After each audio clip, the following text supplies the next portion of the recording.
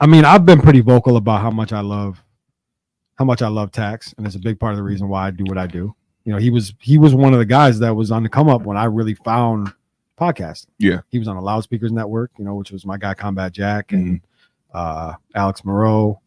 You know, so I don't know, man. Like, it's a weird situation because I love Joe too, but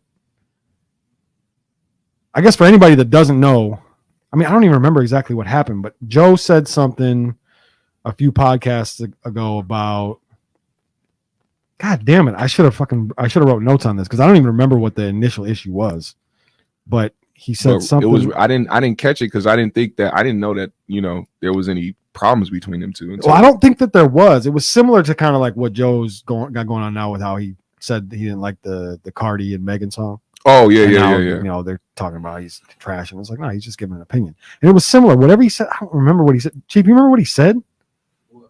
Something he said something about Tax that was kind of just in passing, and it wasn't like it wasn't disrespectful, but then a worker. That's right, because which is true. He worked for Loudspeakers Network, which all of the facts have come out now about what they were getting. They were getting like a small percentage of the money, the YouTube money. Yeah. Like they weren't getting a lot of money over at Loudspeaker because it was new. Podcasting was new. And when Joe speaks on business, I don't think he'd be trying to like slight people like that. I think he'd just be speaking like factually. And he knows what situation. And he knows when he's talking about the music business and he's talking about the podcast game, he knows what he's talking about. Now I remember what you're talking about. I don't remember exactly. Like, yeah, he said he called him, or, you know, basically said he was a worker. Yep. It wasn't that it was because they were talking about how they asked Joe if he wanted to come join Loudspeaker, and he turned down Loudspeaker because he thought that's not. And the conversation kind of was based around like why certain things were happening because of the people that control it. Yes. Tax didn't have control over Loudspeaker. So that's why he said what he said. But, and he honestly shouldn't have. Like, Tax was very new. Like, Tax didn't podcast for very long before he went away. And that's a sad thing too. I think people got to remember, like, Tax is locked up right now. So the only thing 30. Yeah, and the one thing he has right now is, I mean, that's connected to the world is social media. And I mean, I obviously don't know the stipulations behind his, you know, him being locked up and him being able to use a phone or him being able to, like, you know, use Twitter or whatever. But I mean, all he has right now is his opinion on certain things. What I heard is sometimes guys can get special privileges and have a phone. He might have a phone. The other option is he has somebody running his account and he's able to send emails. Okay. So he can email somebody saying, hey, put this tweet out there. Which is wild, because it's like, I mean, really, it really would be the last thing I would think about. But that's just from the outside looking in. Right. You know what I'm saying? For somebody that's really in there, it's like, this is probably the one thing that keeps him occupied or keeps his mind off of going crazy. Like, he got to stay in tune with what he was doing before he. It's true, but also, what are you keeping alive, bro? Like, you got 30 years on you.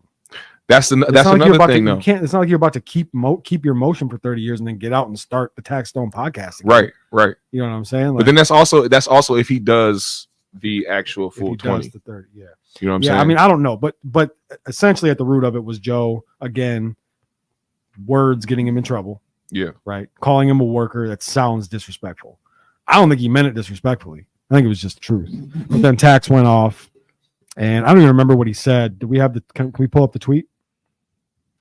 Tax's tweet? Yeah, Tax's tweet. Taxstone, Joe Budden tweet. Oh, no. I don't want that. Tax been going in, though, on Joe. I mean, even though I agree with where Joe is coming from, Tax, like I said, that's all Tax got is his thoughts right now, where he at. Besides, like, his whatever daily activity he has, if he has that, where he is. That's all he could think about is everything that's going on the outside and responding to certain things that's happening. So if anybody says anything, like, that's why I think that he probably, and this is my opinion, I think he probably would have got less time if he wasn't actively speaking on the case through Twitter.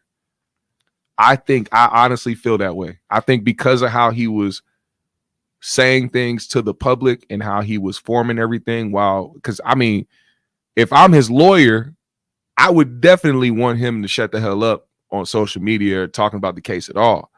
but he didn't feel the need to do that, and I feel like that kind of gave him a little bit of a harsher sentence because he was putting too much information out there about. I think what you're saying right now is a big problem in the world in general, because, and it's not just saying things from being locked up or whatever. So let's go back to Tory and Meg. Okay.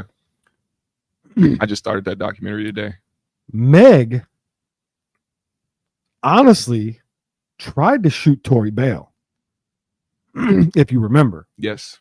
She tried to protect him. Yeah. I had forgotten about this. Yeah. She tried to keep his ass out of jail by not telling. He told on himself by talking about it. Mm-hmm. He's the one that brought it up. She didn't.